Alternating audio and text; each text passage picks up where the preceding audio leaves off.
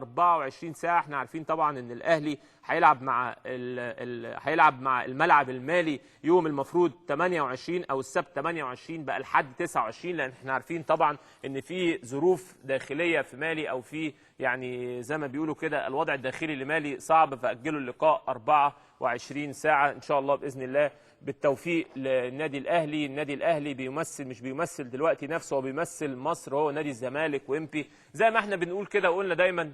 خلاص احنا اصبحنا عايشين على لقاءات الفرق دي. لو النهارده الاهلي طلع او الزمالك طلع او امبي طلع مفيش كوره مفيش حاجه. عشان كده بننادي دايما وبنناشد وبنوجه بنقول يا جماعه عايزين الكاس، مش عايزين الكاس لحاجه، عايزين الكاس من غير جمهور، عايزين الكاس كشريان امل، يعني زي ما بيقولوا تنقط ميه، نشوف بقى ان هي ابتدت تطلع قماش زي ما بيقولوا. لكن من غير كاس من غير كوره هتبقى مشكله، وبرضه بدايه الدوري هتبقى مشكله. لازم الحقيقه ياخدوا قرارات حاسمه، لازم وزير الداخليه يتدخل وياخد المسؤوليه. لازم النهارده سمعه مصر زي ما احنا شايفين معرضه للخطر، معرضه للانهيار. بنطلع نلاعب فرق احنا مش عارفين بنلاعب مين، فاضل لنا 5 دقايق والبلاد العربيه يقولوا احنا هنعمل الكاس عندنا، تعالوا العبوا هنا، ويستدعوا كل الفرق، ونلاقي نفسنا بنلعب الدوري والكاس بره، وساعتها يبقى الله يرحمك يا كوره. وده ما ينفعش الحقيقه. لازم الناس تسمعنا ولازم الناس تتحمل المسؤوليه، ولازم برضو الجمهور يسمع ويشوف الجمهور او يشوف الناس هم ودونا دلوقتي لفين، ولازم نتعلم الحقيقه من اخطائنا.